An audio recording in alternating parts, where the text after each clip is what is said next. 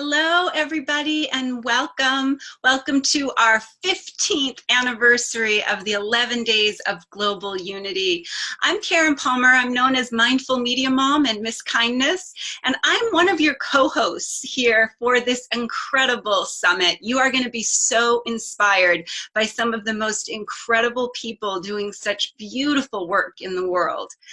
I get to co-host with the amazing Mr. Rick Alfick. He is the founder of We the World. And that's a global platform that unites and amplifies the efforts of people, organizations, and movements working for the common good. Rick is the co-founder and co-creator of the 11 Days of Global Unity, 11 ways to change our world, linking local awareness with actions that are global throughout inspiring international movements, with participants that have included Desmond Tutu, Jane Goodall, Deepak Chopra, Marianne Williamson, Bill McKibben, and many more. Welcome, Rick. You're muted.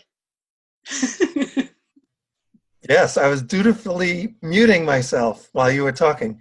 So welcome, everyone. It's great to be on with you, and we have such a wonderful panel today. I'm so excited that we will be meeting these folks. And just about Karen Palmer, our host and co-host. Karen Palmer is a mom who made a wish that sparked a kindness revolution. She is a global kindness leader and educator at globalkindnesstv.org. Karen is a live stream and social media expert who designs musical coloring books and toys to help co-create a kinder world. A best-selling author and co-producer of several popular online talk shows, she is also a recording artist of conscious music. So thank you all so much for joining us today. And we encourage you to check out all of the panels of this 11 Days of Global Unity TeleSummit on the 11 Campaigns for Change. Together they form a blueprint for global transformation. And please go ahead and share this video, and you can also write in comments as we're talking today.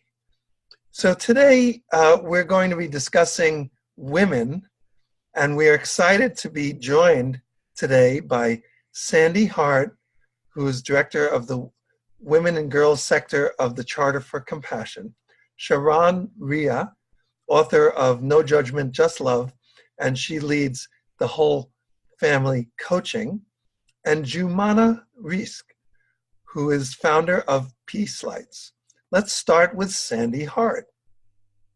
Sandy Hart is a mother, producer at Alchemy Productions, workshop facilitator, and director of the Women and Girls sector of the International Charter for Compassion Women and Girls sector. She is also the founder and president of SARA, which is an acronym for Spiritual and Religious Alliance for Hope, which is a women's interfaith organization. Welcome to the 11 Days of Global Unity TeleSummit, Sandy Hart.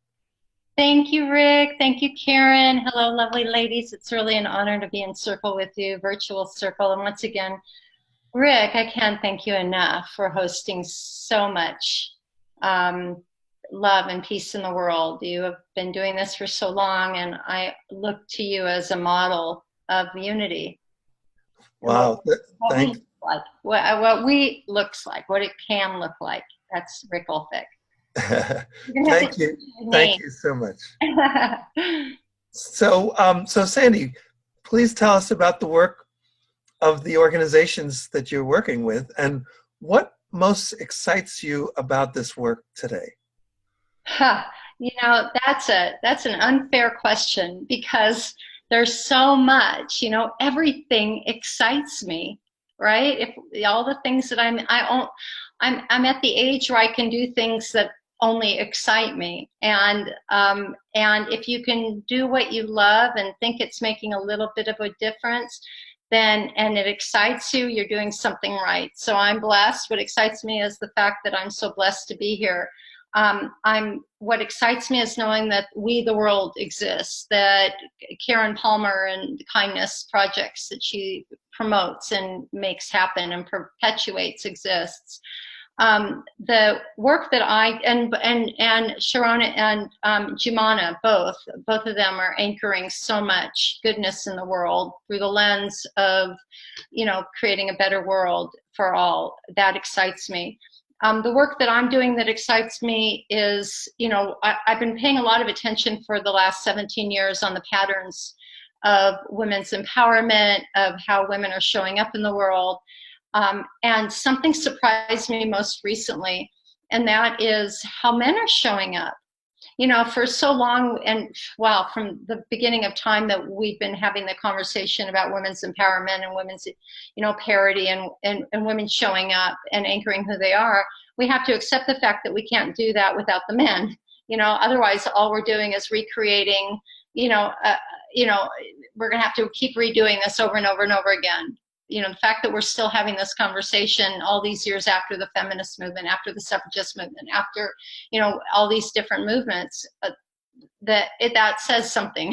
That what are we going to do to follow the deep root system of what it is that, is creating this place for us not to just naturally be here, that women aren't just part of the overall conversation, while there's still this disparity or this disproportionate impact on women and girls globally. And so it was Riane Eisler who first opened my eyes, and first Chalice and the Blade, and then every other book I've read of hers, which is all of them, the most latest book. But in Sacred Pleasures, once again, she draws us back to this domination partnership, relationship dance that we've been doing with men versus men and women, the genders and the cultures of the genders. And so I did not expect to see so much rising of the divine feminine as I have in the last couple of years. And one of the projects that you had mentioned in my introduction, Rick, was our alchemy of Our Collective Wisdom and Power, the production company I formed with my partner Brenda Gustin. And the intention is to provide a space for women to come together, small circle dialogues, to anchor our voice, recognize our body's reaction and response to stimuli, and really honoring the cellular intelligence of our bodies, and then moving our passions into action. And we did this with great success at the Parliament of the World's Religions. We did it again in advance of the Commission on the Status of Women at the UN in March, and then we are doing it again in Seattle. But this time I was approached by a man whose name is Clay Boynton. You may know Clay. I know you do, Karen. Karen, you left Ambassador of the Charter for Compassion, Women and Girls off your bio. I'm not going to let that one go by. So Karen has actually become a partner with We the World also in his organization, Circle of Men. Oh, yeah, Circle of Men are great. And Clay Boynton came up to me and he asked me, I met him at the Parliament, he said, can we do an alchemy event for men? And I thought about it and I said, no. I said, we can do an alchemy event of women and men. And we'll call it the alchemy of Our Collective Wisdom and Power, where men are in one room, women are another. We're both doing our thing, both on that structure, but then we come together at the end of the day or the second part of the day and address our gender reconciliation. And so this is how we're anchoring who we both are, honoring who we both are as the culture of men, the culture of women, because I don't want to be equal to a man. And I bet a man doesn't want to go through childbirth. So that's why we get the culture of peace, right? I love that. Well, we're right. We have the culture of peace embedded in us. Compassion is a biological innate imperative. We're born with the compassion nerve. We all have compassion embodied in us. And peace is built into us, our desire and our longing for survival, and necessary for our survival. Yet we both have our own cultures, but how do we do that collectively? Anchor who we each are, and then know what it means when we can honor one another. So there's so much I can say about that, but except for the fact that we are having this event coming up in Seattle, that Clay is anchoring the men's side, Brenda and I are anchoring the women. We do it with community. So it comes out of the community, and it's really in the integrity of the community we're honoring. And I'll just end, I don't know how I'm doing on time, because you know me, I can go on, and I have passion for so many things. But when we talk about alchemy, and we know we don't want to just replace fear with love, or we don't want to just replace a destructive community with a harmonizing one. We want to transform it. We want to alchemize from one to the other. So that's why the word alchemy is so important to us. And for us, we define the definition of alchemy is transforming the combined elements within any intentional gathering into its collective highest potential. And that's the best I can say about what excites me, is alchemy is showing up everywhere. That's wonderful. And I would just say there are a couple of things. Later, we're going to talk about, like, kind of open things up in a roundtable to talk about things like we consciousness and global unity in general. And you mentioned Rian Eisler. And so Rian, of course, was one of the honorary co-chairs that helped to launch 11 Days of Global Unity 15 years ago. And she has participated many times in 11 Days of Global Unity. But I just wanted to acknowledge her, because she was really one of the first people to talk about goddess culture and all of those things about shifting towards partnership culture, which in a way is the underlying kind of subtext for we the world, and we consciousness. That's really what we consciousness is all about. It's partnership culture. So anyway, I just wanted to mention that. And before you finish your little segment here, do you want to give us an update about what's happening with the women and girls sector of the Charter for Compassion? Oh, thank you. Yes, and Rick, let me just add, that is why I'm excited about We the World, because we're all doing the good work. Thank you for saying that. And yes, Rihanna is definitely a shero of mine. The Charter for Compassion Women and Girls sector is the 12th of 12 sectors of the Charter, from arts and business and education and environment and healthcare and restorative justice and science and research. You'll have to just go to charterforcompassion.org to see all of the sectors. What we do is we elevate the voices of women within the Charter. I've developed an ambassador program to give voice to everyone on the ground who we need to hear from. They are the real leaders of the sector, because only those in their communities know what's happening in the cities. Of course, the overarching vision and goal and the story of the Charter for Compassion is the Cities of Compassion initiative. And so we want to make sure that the conversation of women is kept up in a city of compassion, that there's policy and initiatives and programming that supports, improves conditions, advances solutions for women and girls at a city level. And we do that through convening, hearing about what our ambassadors are doing. Karen never misses a Friday morning call. We have ambassadors in 30 countries. We have there 110, but not all. A very small amount show up on our calls, but it's fine. And we do this through webinars and different programming we can do within the Charter. And it's all to elevate the concept of the Charter for Compassion in those 4 impeccable paragraphs that are the Charter for Compassion, about 1,000 words that make up, what the TED curator said when Karen Armstrong received the first TED Prize for her compelling argument that compassion is the solution to all of our world's problems. He said that the Charter was possibly the best idea known to humankind. Wow. I have a video saying that. I'll send you the video. Yeah. So it is. It simply makes perfect sense. So And Rick has been, and We the World have been a friend of the Charter, a strategic partner of the Charter. And how I met Rick really was through the Compassion Movement. So, yeah. I don't even remember when we met.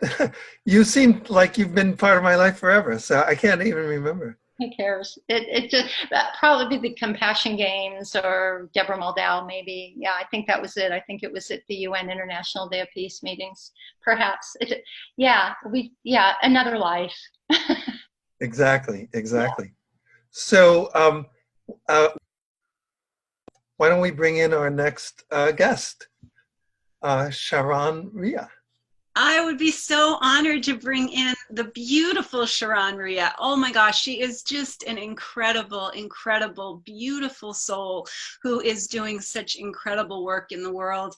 She's the founder of the Whole Family Coaching and is your champion for outstanding family relationship, inviting you to relax into a safe space on her virtual comfy couch of no judgment, just love.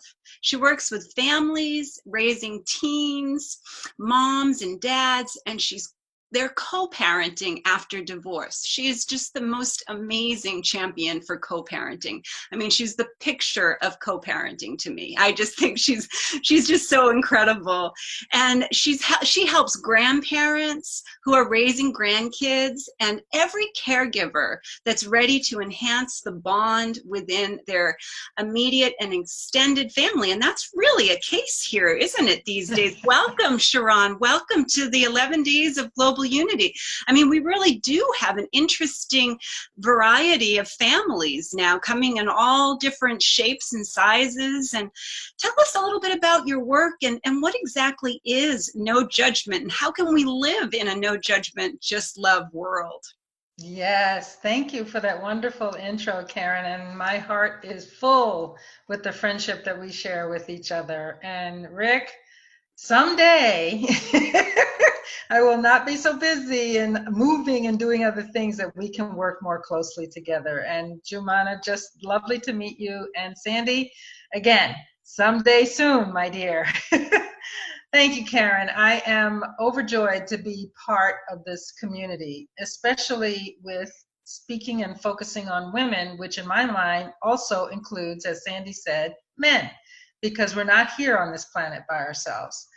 My work with the Whole Family Coaching, and it's just me, the one-woman band here, is 3 places where I offer solace and intuition and tools for people to become whole. The first is within yourself. And that's where no judgment, just love begins. Because as women in particular, no offense, Rick, you guys have your own judgments as well. But we beat ourselves up so much inside our heads on every little thing.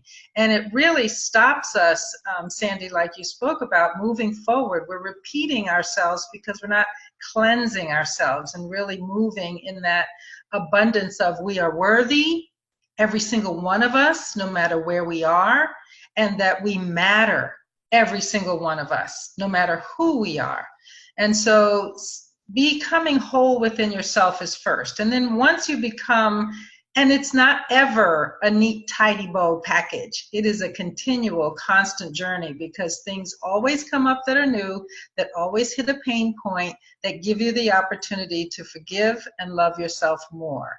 Then we can move that out to our local communities, our United States, our cities and states that we live in, and become whole in that way, creating what we have here. I mean, I'm of an age where if you didn't live next door to me and you didn't answer your phone, I didn't get to communicate with you. I don't even know where you are, Jumana, is that how you say your name? And I'm just so happy to be in this community with people all over the world. Thank you, Rick. Thank you, Karen.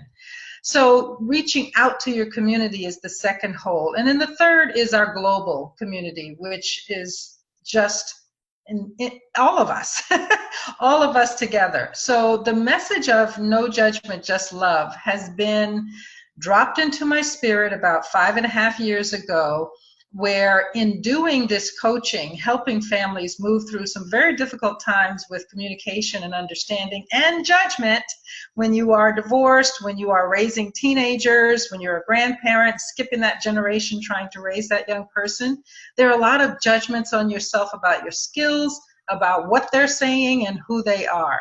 So No Judgment, Just Love, I find, is a catalyst for the work that you're doing, Sandy and Karen and all of us, because it's easier to be kind and compassionate to someone you can agree with. It's easier to be kind and compassionate to someone you might understand. But there are so many people in this world that we have challenges with. We're on the other side of the river and we don't want to cross. We just want to yell and we want to disregard.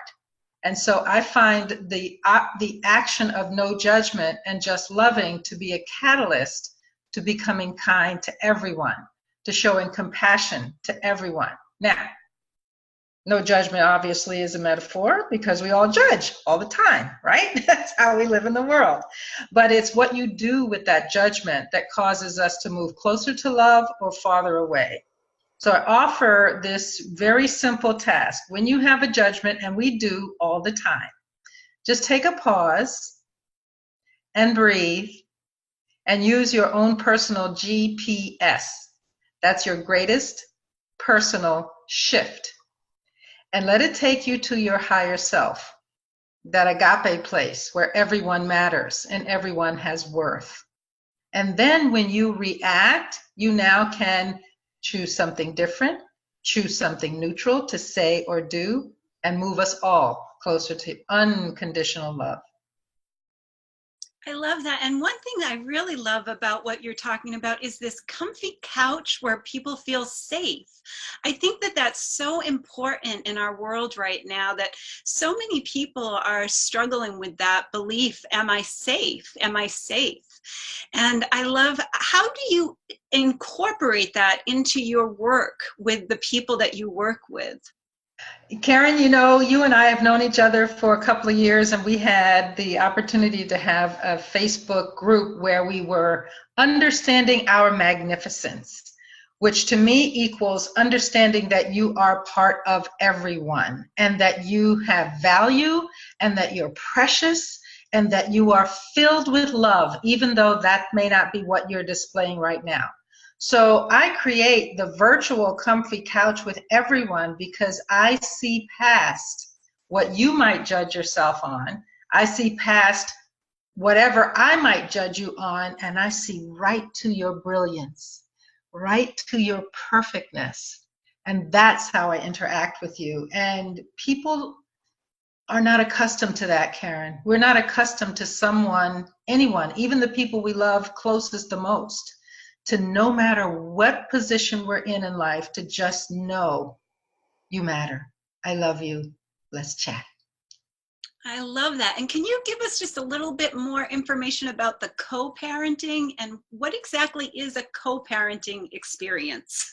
Well, co can mean cooperative. It means combined. It's when two parents, and they've either been married and now they're divorced, or they're the baby mama, baby daddy, and now they're just separated and they're raising these beautiful humans. Co-parenting, in my way of helping people understand what it is that you are two separate people first, and you must take care of yourself first. So the airlines got it right. Put your own oxygen mask on first before you attempt to help someone else. Because if you don't do that, you're going to feel like you're tipping over too much and get resentful if you give more than you have. And so you start with yourself, and then you recognize that now you've had a chance to look at what is bothering you. What are your fears? What are your triggers? What are your concerns with that other parent? And recognize that they belong to you, not them. And so when you can do that, you have the opportunity, mostly with my help, hopefully you will engage me, so that I can share with you that's a healing place for you. That's not a judgment about the other person. They're just shining something on you that you have an opportunity to shift and change. So now when you look out at your children, you can see, oh, they're really competent. I don't need to overparent them there. Or, oh, they may need a little more of my support here for a little while. So now you have your own parenting strength and foundation. Now you can look at that other person and they're going to do things different. They're going to do things the way you think might be wrong. They're going to do things that frustrate you. But because you've centered yourself, you can say, my child has part of my heart and part of their heart. And they need what I have, and they need what their other parent has. So now you can look at that person with respect and say, yeah, I don't agree with anything you're doing, but our child needs you. So okie doke, let's see how we can coexist. Wow, I love that. And that really segues into our next guest, right, Rick? We have an incredible, beautiful guest here that is also doing some amazing work with the education and creating this culture of peace. Thank you. Exactly. Exactly. So let's bring Jumana Risk into the conversation. Jumana Risk is the founder of Peace Lights, an organization dedicated to creating a culture of peace through emotional education, social activism, and performance art.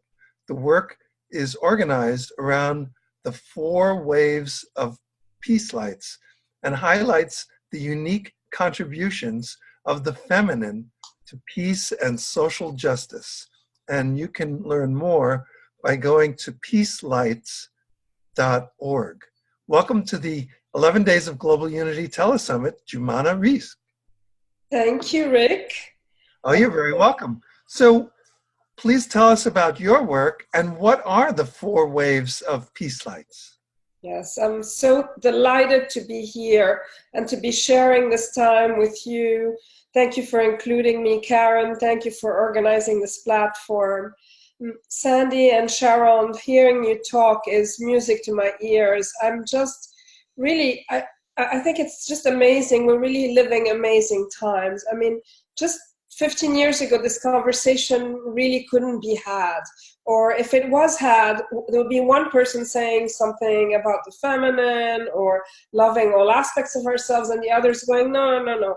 So this conversation is spreading so much and it's becoming a new understanding, a new common language. And thanks to people like you, Rick, who've worked so long and so hard for creating this common language, and you too, Karen, and my co-panelists here. So the feminine, the 4 waves of Peace Lights are really a way to organize the work of peace, because I believe that peace is not only a right, it's also a responsibility. So each one of us is responsible and needs to be involved in the work of peace. So the first wave is the wave of inner work. And that sometimes is the hardest one, because we all have inside ourselves war and anger and all the negative emotions of the world. We are a microcosm, we are a hologram of the world.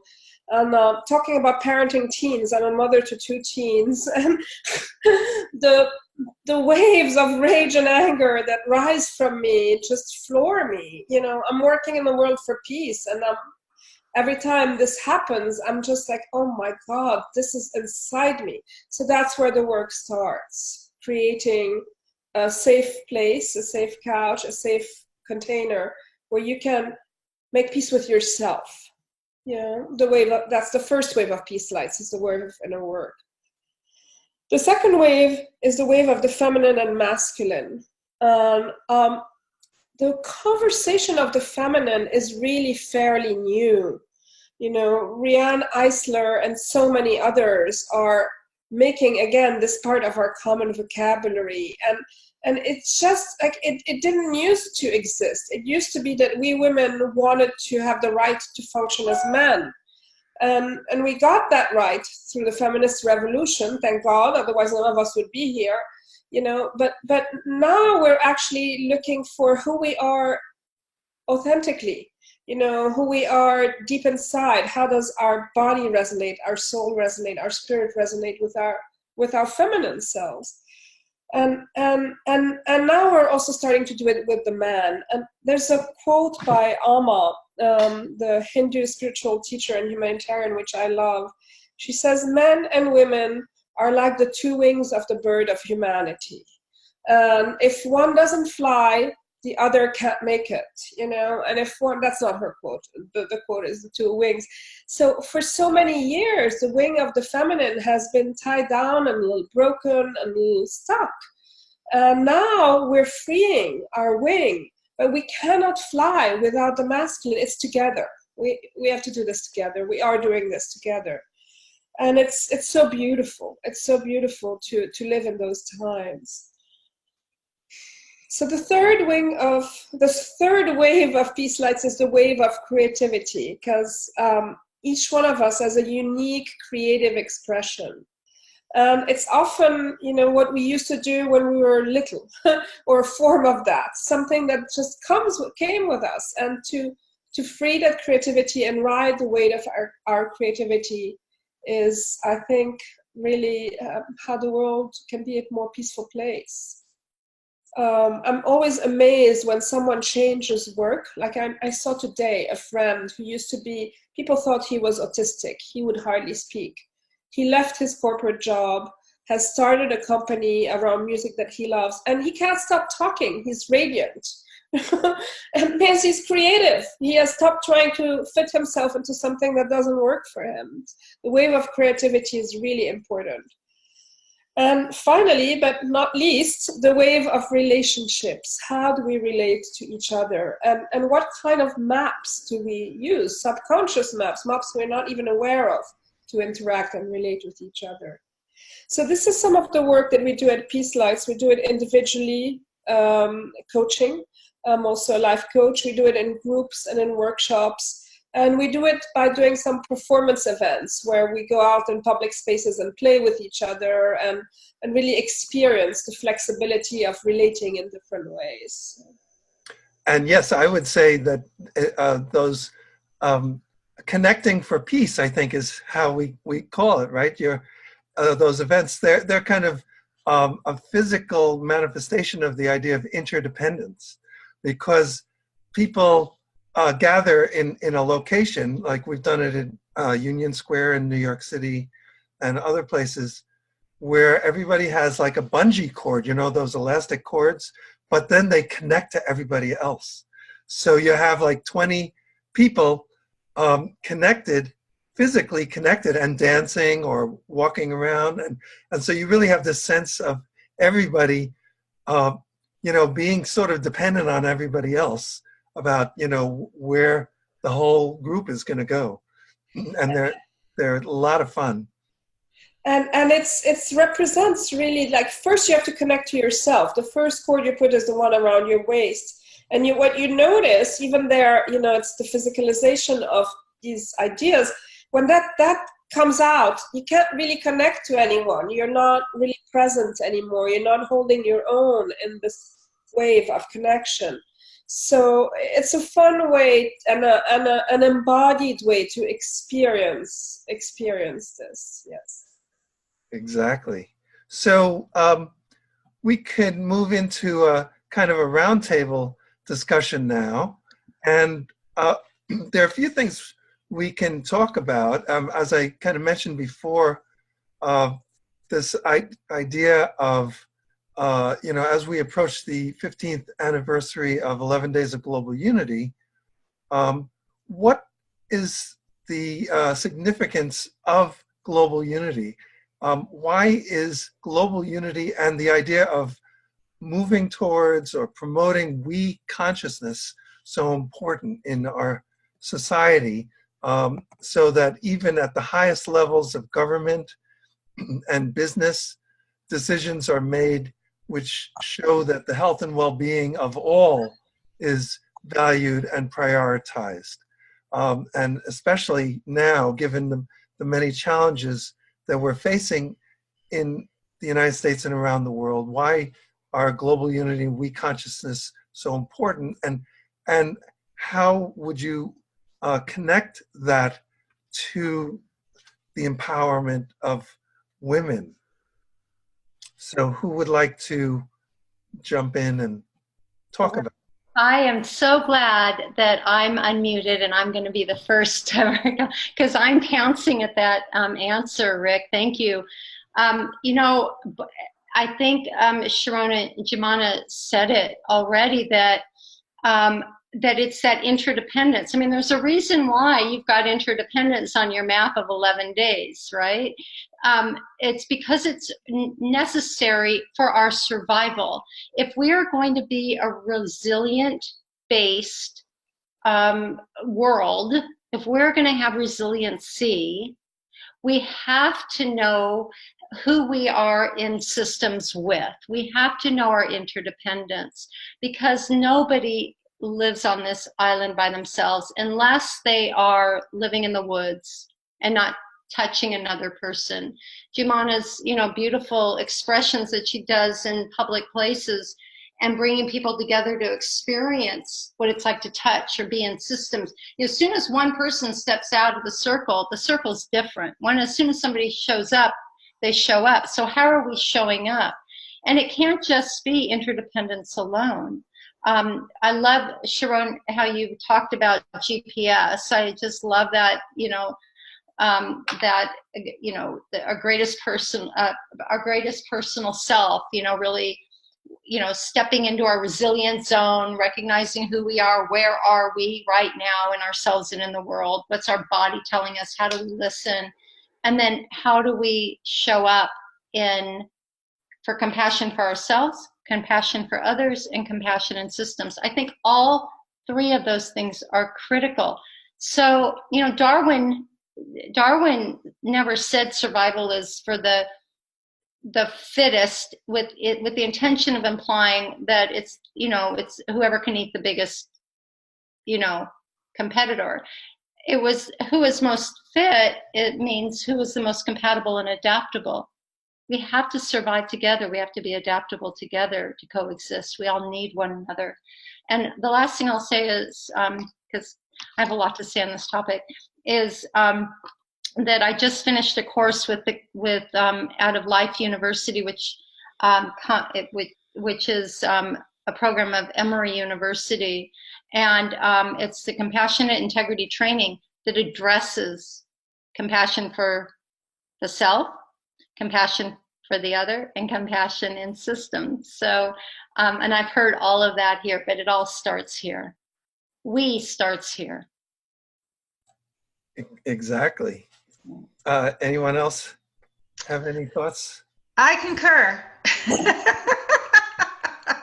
with everyone. I'm thinking of the Amazon right now, and I have not followed the story, but as closely as I'm sure some have. But what I glean from it is someone is intent on burning without regard for what happens in the rest of the world. And Rick, to me, we must begin to know that everything that we see, feel, touch, or sense, or smell, or whatever intuitive is us. And even though we're looking at each other separate, I see 5 boxes, but those 5 boxes get blurred into all of us are we. And what we do for and to ourselves and each other affects ourselves and each other. And the more all of these wonderful collaborative partners can espouse their perspective of that, because everyone needs to hear it from a different way, so we're all valuable in how we speak of it, I think we will continue to promote more we-ness. And from that, just more love for ourselves and each other. Yeah, and Sharon, one of the things I was thinking about when you were speaking earlier was just the challenge of achieving that kind of consciousness of no judgment, just love. That's something that I kind of strive for, achieving that kind of consciousness. But it is a challenge, and part of the challenge is understanding that we are all we're all similar, and to validate other people, even though we may not really agree with what they're doing or like Right. what they're doing. And it's kind of like reconciling that, because you could easily get angry at somebody who's doing something that you really don't like.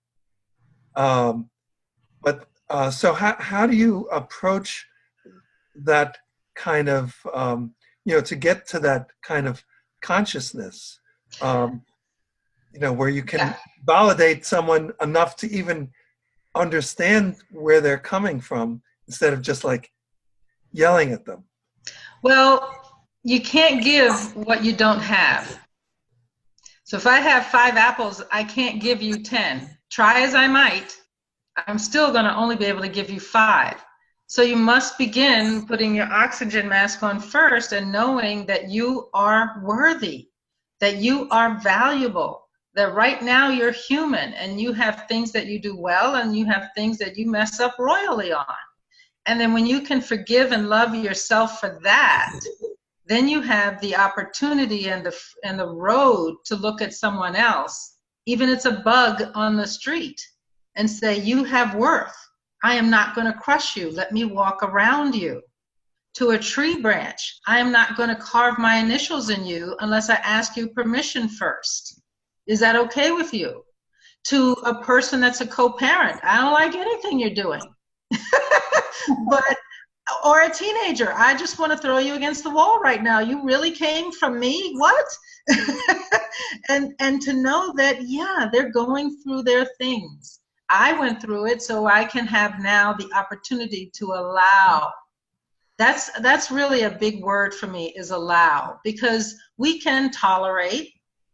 Tolerate means, you can be over there. I don't have to like you, but I can tolerate you over there. Accepting is hard, Rick. Accepting someone else's behavior that you disagree with is really difficult. But to just allow that person to exist with the recognition that we all have a different journey, we're all here for a different reason, but that reason is a collective, then I think that opens the door. Right. Yes. May I just say, it sounds like what you're saying, Sharon, is that you're recognizing your common humanity, but you can't recognize it. You can only see that the filter in which you see the world through. So you have to honor your own humanity first. Excellent.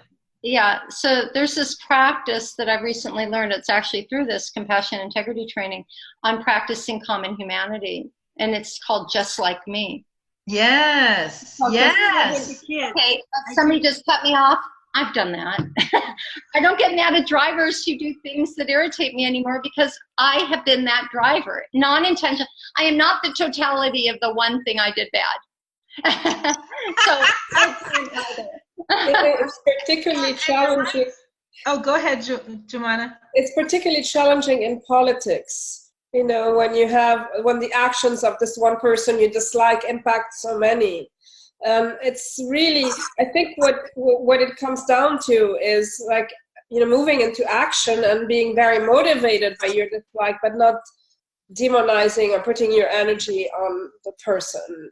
Right. That's how I'm reconciling with these challenging political times that we're in, and how we can bring our own desire for peace and unity and we-ness, including a we with people who are maybe destroying our planet, but they're still part of the we, and that's so hard to reconcile with and be able to act without demonizing.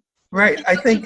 Oh, go ahead, Rick. Well, I was going to say, it's for me, it's like, if we realize that if we had gone through the same life experience that they went through, then we would be doing the same things that they're doing that we don't really like ourselves. But so that's part of the the ability to put yourself in someone else's shoes, even if they are a political figure that you think is causing a lot of harm. That sense of empathy, really understanding what's going on for them. And once you put the oxygen mask on yourself first and understand what's going on for you first, that's kind of like self-empathy. Yes. Right? Then you'll be in a better position and more likely to want to empathize with someone that you don't like their actions, because because there's some kind of alchemical process, I think, that happens when you kind of understand yourself and empathize with yourself. Things kind of calm down. The stress goes down. Like you understand what's going on. Yeah. Practicing self-compassion has been life-changing for me. It has been completely, I have done every kind of modality there is, I think, but self-compassion, and I'm creating a program for children now that's going to be with self-compassion, that is kind of a spin-off of what some of the famous doctors have already been talking about, the power of compassion. But the self-compassion piece is such an incredible tool that if we gave that to a 4-year-old, if we teach that, if we help that 4-year-old who's just learning how to communicate their feelings, I think we're going to really change, like the Dalai Lama said, we will change the world in one generation. Right. We're talking about the systemic issues here too. We're back to that systems thinking where this particular, if somebody is irritating or there's something like a world figure right now who is really we have to really practice empathy on, we have to realize that there's structural reasons, like Rick said. What is it that's created that? We all know who we're talking about. He is the symptom. He is not held above the water by himself, right? He is a system. And underneath that structural system is a cultural system. Right. And what Rick is doing with We the World, what Karen's doing, with each and every one of you are doing, is we are getting down to the root at the cultural level, because that structural system can't operate in a culture that doesn't agree with it.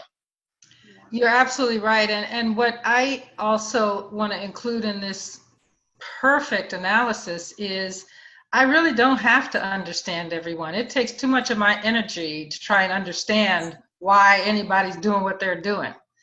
I just know that they got a reason that I don't need to know, and I can just allow them to exist. Because if I look back on all of our world history, there have been times when we've been on the brink of destruction. There have been times when we've been destroyed, and we're still here. So I look at it as, I'm going to get my popcorn. I'm sitting back in my movie seat. This is my movie I'm directing. Ooh, this is the white knuckle part. Oh, but it's going to be fine because I already wrote a good ending. So I love that. I love that. And that kind of leads us to the question that we love to ask at We the World. That question is, what can we do together that we can't do on our own? So we are so excited that the three of you are here and that we can play in this field of what else is possible when we ask that question. What can we do together that we can't do on our own? And I part of the getting into that question is this idea of the expanded concept of we, and I think you were kind of indicating that a little bit, Sharon, when you were saying even to extend your empathy to a bug that you see on the road as you're walking along, that you're not going to crush it. It's like you're expanding we consciousness, so it's not just people, and that's an important aspect of the growth that is needed, I think, for us to all have a livable future. And so things like the burning of the Amazon rainforest, these are opportunities for people to expand their caring and concern beyond their own lives. When they start hearing people say that, oh yeah, the Amazon is responsible for putting 20% of the oxygen into Uh-huh. air on the entire planet. Literal So wait, lungs. is it owned by Brazil? And you know, that's the question.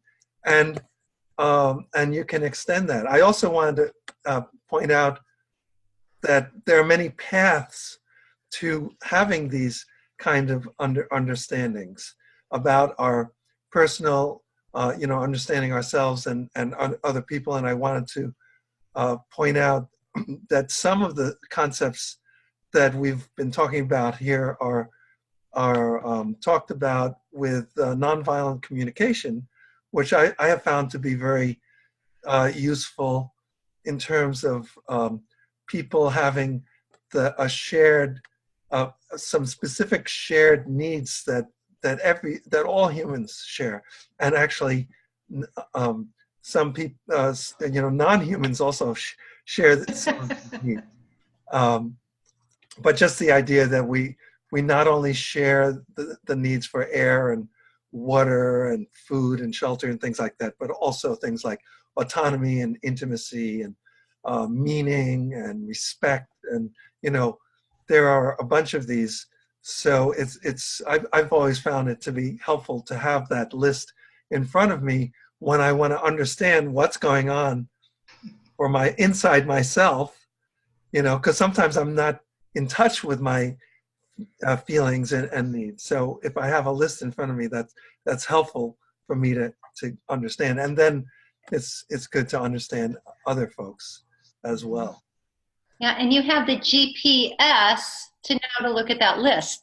That's Yay, Sandy. That's the bridge so many people don't even know that they forget about in the moment, right? It's just, we're just conditioned. But guess what? We can rewire our brains. Science has proven we can, a thought traveling in the same direction enough times creates a groove in the brain. And that's how you create a habit. So practice, progress, practice, progress, practice, progress. Yeah. Thank you. So what can we do together that we can't do on our own? I don't like to do anything by myself. I have a partner for everything. If I come up with an idea, I might just rope you in. Yeah, I think we need each other. What can we do together? We can support We the World. How's that for an answer? Yes. Done. Well, Done. that part of that is, I mean, some people have even talked about We the World as a one-stop shop for that reason. Yeah. Being a partner is incredible, you know, because it's an incredible family, and all of you who are watching this right now are part of our family, and anybody who wants to be on the We team is welcome. That's what I have been able to see in the experience of being part of We the World, is that we are so much more loving and kind and compassionate when we have a team behind us. Yes. And you're wearing a We the World. I am wearing a We the World t-shirt. And it has the beautiful Declaration of Interdependence. Uh-huh. And I have turned that into a song that is in our wonderful musical coloring book that Sharon Rhea and I did together. Yes. Yes. And we have our special collaboration for the grandparents coming out. That is our collaboration with We the World, and that is uniting the elders with the youth for the love of our planet, and that's coming out for the 11 days of global unity. We have 11 gardens that are going to be the gardens of global unity, and we're growing our garden. We have 11 for the 11 days of global unity, and by our 50th anniversary for Earth Day, we want to have 50 gardens. So that's something we can do together that I can't do on my own. Yes. But it started with a beautiful seed, and it started with me and my beautiful friend who is part of the We team, Sue Blythe, who is the originator of the idea for the Welcome to We show. And I met her in person when I was visiting my mom in Florida. And we actually went over to her local garden, and that's where it started. It was, how can we grow more kindness and unity in each community? that was an Perfect. exciting thing.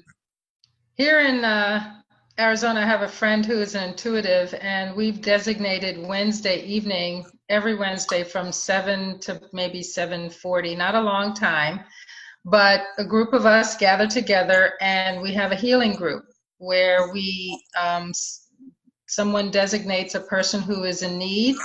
Sometimes that's the planet and not a person. Sometimes it's someone's pet. Sometimes it's someone who has cancer, whatever the issue is. And we sit quiet and send energy. And that we can do a little bit ourselves, but it's amplified 1,000-fold when we come in community, in groups, and do healing for each other and our planet.